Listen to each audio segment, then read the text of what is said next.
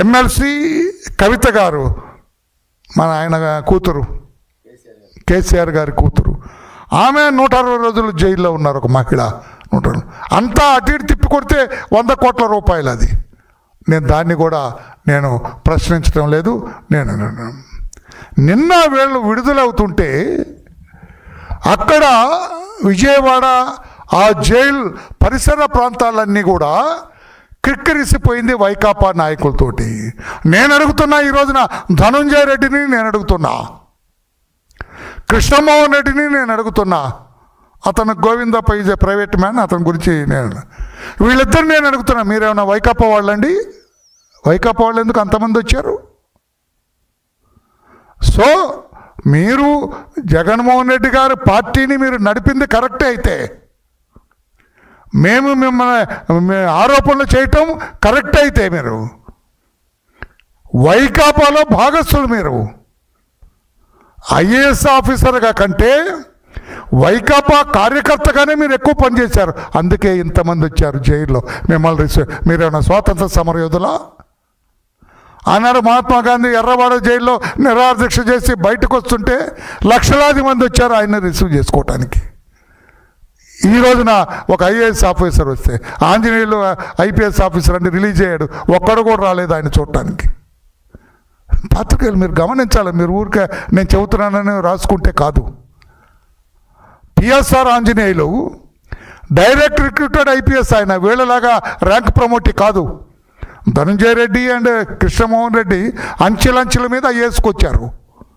But Ramanjaneyulu direct IPS, additional DG rank, వీళ్ళకంటే ఎక్కువ ర్యాంకులో ఉన్నారు. ఆయన రిలీజ్ అయితే ఎవరు రాలేదు, ఆయనకు వాళ్ళ తమ్ముడో బాబాయ్ వచ్చాడు, కారు ఎక్కించుకొని వెళ్ళిపోయారు. మరి వీళ్ళకి ఎందుకు ఇంతమంది వచ్చారు? స్వాతంత్ర సమరయోధులు కాదు, ప్రజాసేవలో నిష్ణాతులు కాదు, వీళ్ళు సంపాదించిన ఆస్తులంతా పేదవారికి పంచిన వాళ్ళు కాదు, అన్న క్యాంటీన్లు పెట్టి భోజనం పెట్టిన వాళ్ళు కాదు, కాలువలు తవ్వి రైతులకి పంటలకి నీరు అందించిన వాళ్ళు కాదు. మరి ఎందుకు ఇంతమంది వచ్చారంటే వీళ్ళు కార్యకర్తలు, వైఎస్ఆర్ పార్టీ ముఖ్యమంత్రి ఆనాటి మమేకమై పనిచేశారు. వీళ్ళు ఐఏఎస్ ఆఫీసర్లుగా పనిచేయలేదు, పార్టీ కార్యకర్తలుగా పనిచేశారు. అందుకే వీళ్ళందరూ కూడా అంతమంది రావటం జరిగింది. వచ్చిన వాళ్ళు అరాచకం సృష్టించారు. అక్కడ ఇష్టం వచ్చిన ఆ గేట్లు పడగొట్టారు, అక్కడ ఉన్న పోలీసులను ఇష్టం వచ్చినట్టుగా మాట్లాడారు, పోలీసులను ఇష్టం వచ్చినట్టుగా నెట్టేశారు, బ్యారికేడ్లు కింద పడేసి తొక్కేశారు. ఎవరిని రిసీవ్ చేసుకోవటానికి వచ్చారయ్యా? 3,500 కోట్ల రూపాయలు మద్యం కుంభకోణంలో ప్రధాన ముద్దాయిలు వీళ్ళు. ముద్దాయిల్ని రిసీవ్ చేసుకోవటానికి వచ్చిన మీ వైఎస్ఆర్ కాంగ్రెస్ పార్టీ కార్యకర్తలు అంతమంది వచ్చి అరాచకం సృష్టిస్తారా? శాంతి భద్రతకి భంగం కలిగిస్తారా? అక్కడ పోలీసులను ఇష్టం వచ్చినట్టుగా బూతు పద ప్రయోగం చేస్తారా? మీరు ఎక్కడ అరుస్తూ ఉంటే వైకాపా వాళ్ళు లోపల చెవిరెడ్డి అతను ఇష్టం వచ్చినట్టుగా మాట్లాడతాడు. అక్కడ పోలీసు అధికారులను అరెస్ట్ చేసిన వాళ్ళని తిడతాడు, ఆ జైలు అధికారులని తిడతారు, బూతులు ఇష్టం వచ్చినట్టుగా మాట్లాడతారు. ఏమనుకుంటున్నారు మీరు? చట్టాన్ని మీ చేతుల్లోకి తీసుకోవాలనుకుంటున్నారా? చట్టం మిమ్మల్ని ఏం చేయలేదని అనుకుంటున్నారా? శాంతి భద్రతల్ని మీరు మీ గుప్పెట్లోకి తీసుకోవాలనుకుంటున్నారా? తోలు వలిచేస్తుంది చంద్రబాబు గారి నాయకత్వంలో లా అండ్ ఆర్డర్. మీరు వెధవ పనులు చేస్తుంటే, శాంతి భద్రతకు విఘాతం కలిగిస్తుంటే చూస్తూ ఊరుకోదు ప్రభుత్వం అని చెప్పి కూడా మరొక్కసారి హెచ్చరిక చేస్తున్నా మీ అందరికీ. సిగ్గుపడవలసింది పోయి, తలకు ముసుగేసుకొని కారు ఎక్కి వెళ్ళవలసింది పోయి, ఏమి రాజకార్యం చేశారా? ఏమి ఘనకార్యం చేశారా ధనుంజయ రెడ్డి? ఏమి ప్రజాసేవ చేసావా కృష్ణమోహన్ రెడ్డి? మీ భాగవతం మొత్తం సిట్టు చేతిలో ఉంది. బెయిల్ వస్తే ఆ గుప్పు చెప్పుకొని వెళ్ళిపోకుండా ఇదంతా ఏంటి? అంటే మీరు ఇది ఏ తప్పు చేయలేదని చెప్పాలని మీ ఉద్దేశం ప్రజలకి? మేం తప్పు చేయలేదు, కావాలని అరెస్ట్ చేయాలనా? కావాలని అరెస్ట్ చేశారు మమ్మల్ని, మేము చాలా శుద్ధపూసలో మేము అని చెప్పాలనుకుంటున్నారా? గురువిందల్లాగా చాలా తప్పు చేశారు. జగన్మోహన్ రెడ్డి గారు పార్టీ అధ్యక్షులుగా మీ వాళ్ళు చేస్తున్న ఆగడాలు మీకు తెలుస్తున్నాయా లేదా? జైలు దగ్గర వాళ్ళు చేస్తున్న ఆగడాలు తెలుస్తున్నాయా లేదా అని చెప్పి మేము అడుగుతున్నాం. ఈ రకంగా చట్టాన్ని మీ చేతుల్లోకి తీసుకొని వ్యవహరిస్తే ప్రభుత్వం చూస్తూ ఊరుకోదని చెప్పి కూడా తెలియజేస్తున్నాం. ఈ ఎరువుల దాంట్లో అంతే ఇష్టం వచ్చినట్టుగా చేస్తూ ఉన్నారు. ఈ మద్యం కుంభకోణం జగన్మోహన్ రెడ్డి గారు మీకు తెలియదా? మీరు సరఫరా చేసిన ఈ కల్తీ మద్యం తాగి 30,000 మంది మద్యానికి బానిసలైన వీళ్ళు చనిపోయినారు. 30,000 మంది తెలుగు మహిళల పుస్తలు తెగి మంటల్లో కాలిపోయినాయి. మీరు కదా దానికి బాధ్యులు. మీ అవినీతి పైన ఆరాటం కాదా బాధ్యత వహించవలసింది? ఇప్పుడు ఈ బెయిల్ మీద రిలీజ్ అయిన వీళ్ళు బాధ్యులు కాదా? మీ అవినీతే కదా బాధ్యులు కాదా? ఏం మాట్లాడతారు మీరు జగన్మోహన్ రెడ్డి గారు అని చెప్పి కూడా నేను అడుగుతున్నా. 35 లక్షల మంది, సిగ్గుచేటు. ఆ కుటుంబాల వాళ్ళందరికీ నేను అడుగుతూ ఉన్నాను. నేను జగన్మోహన్ రెడ్డి గారు చేసిన ఈ నేరం డబ్బు కొట్టేస్తే కొట్టేశాడు. 35 లక్షల మంది అంగవైకల్యులు అయ్యారు. కళ్ళు కనపడవు, నోట మాట రాదు, చెవులు వినపడవు, ఊపిరితిత్తులు పనిచేయవు, కాలేయం పనిచేయదు, కిడ్నీలు దెబ్బతిన్నాయి. వీటన్నిటితో అచేతనం అయిపోయారండి. నర్వ్ సిస్టమే దెబ్బతినిపోయింది. మీ అవినీతి వల్ల, మీ అవినీతి ఆరాటం వల్ల 33,500 కోట్ల రూపాయలు. ఏంటి తమాషా?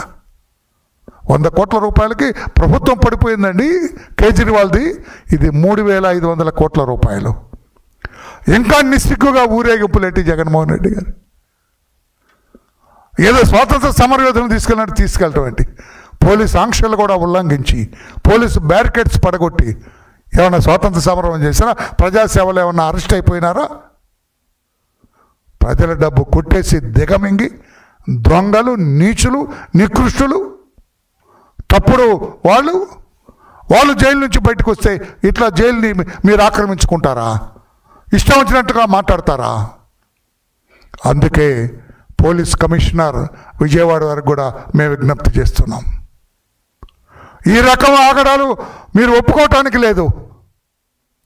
ఎవరెవరు దీనికి బాధ్యత వహించారో వాళ్ళందరినీ కూడా అరెస్ట్ చేయాలని చెప్పి కూడా మేము డిమాండ్ చేస్తున్నాం. ఎలా వచ్చారు వీళ్ళందరూ కూడా? ఎలా ఇక్కడ జైలు దగ్గరకు వచ్చారు వీళ్ళందరూ కూడా? ఎవరు పంపిస్తే వచ్చారు? జగన్మోహన్ రెడ్డి గారు కాదా? సజ్జలు పంపించారు. ఎవరు? వీళ్ళిద్దరే. ఇంకెవరు పంపిస్తారు? ధనంజయ రెడ్డి, కృష్ణమోహన్ రెడ్డి బయటకు వస్తున్నారంటే జగన్మోహన్ రెడ్డి గారికే కదా ఇంట్రెస్ట్. ఎలా పంపిస్తారు? సెక్షన్ 30 ఉంది అక్కడ. ఏమైనా పర్మిషన్ తీసుకున్నారా? అంటే ప్రభుత్వ ఆజ్ఞల్ని ఉల్లంఘిస్తారా? మరొక్కసారి జరగకుండా వీళ్ళందరి మీద కూడా కఠిన చర్యలు తీసుకోవాలని చెప్పి కూడా తెలుగుదేశం పార్టీ డిమాండ్ చేస్తుంది. అతను చెవిరెడ్డి కూడా నోటుకొచ్చినట్లుగా మాట్లాడుతున్నాడు. అతను రిమాండ్ కోర్టుకు తెచ్చినప్పుడు కూడా ఇష్టం వచ్చినట్టుగా పెద్దగా పిచ్చెక్కిన వాళ్ళలాగా మాట్లాడుతున్నాడు. కుక్క గరిచిన వాడు మాట్లాడినట్టుగా. నిన్న కూడా ఇదంతా జరుగుతుంటే బయట జైలు లోపల ఇష్టం వచ్చినట్టుగా మాట్లాడుతున్నాడు.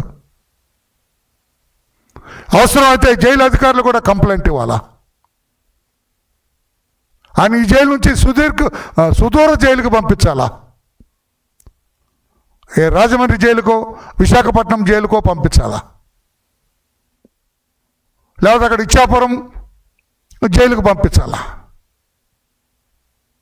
ఈ రకంగా వీళ్ళ ఆగడాలని కంట్రోల్ చేయకపోతే కరెక్ట్ కాదు అని చెప్పి కూడా మేము తెలియజేస్తున్నాం. జగన్మోహన్ రెడ్డి గారికి ఒకటే చేస్తున్నాం. మీరు చేసిన పాపాలు ఊరికే పోవు. 3 బెయిల్ వస్తే నిర్దోషులు బయటకు వచ్చినట్టు చేస్తున్నారండి. సిగ్గు అసలు ఏం ఆలోచన ఉండదా జగన్మోహన్ రెడ్డి గారు మీకు? వాళ్ళు నిర్దోషులండి. కేసు వాళ్ళ మీద కోర్టు కేసు కొట్టేసిందా? అయ్యో ధనంజయ రెడ్డి గారు మీరు ఏ తప్పు చేయలేదు, వెళ్ళరండి సార్ అని చెప్పిందా? నిస్సిగ్గుగా, నిర్లజ్జగా, ఆలోచన లేకుండా, అవగాహన లేకుండా ఇష్టం వచ్చినట్టుగా చేస్తారా? వాళ్ళని సిగ్గుపడొద్దండి. ఐఏఎస్ ఆఫీసర్లు, చదువుకున్న వాళ్ళు, అదే మేము బెయిల్ ఇచ్చింది లేరా, ఏదో బతుకు జీవుడాన్ని బయటకు వచ్చాము, మళ్ళీ కోర్టుకు వెళ్ళాలి, కోర్టులో శిక్ష పడే అవకాశం కూడా ఉందిరా, మేము కొట్టేసింది మామూలుగా 3,000 కోట్లు కొట్టేసామురా, మేము మామూలు వాళ్ళం కాదురని చెప్పొద్దండి. వాళ్ళు కూడా ఏ తప్పు చేయని వాళ్ళలాగా బయటకు వస్తున్నారు. మహాత్మా గాంధీ వచ్చినట్టు, జైలు నుంచి మహాత్మా గాంధీ జెండా పట్టుకొని వచ్చినట్టుగా వీళ్ళు బయటకు వస్తున్నారు.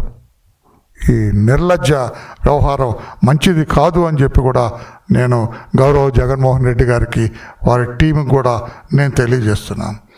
ఇష్టం వచ్చినట్టుగా చంద్రబాబు నాయుడు గారంట బెయిల్ కాగితాలని లేట్ చేశారంట. అంత చిన్న బుద్ధి మీలాగా అనుకున్నారా జగన్మోహన్ రెడ్డి గారు? చాలా మ్యాగ్నానిమిటీతో వ్యవహరిస్తారు ఆయన.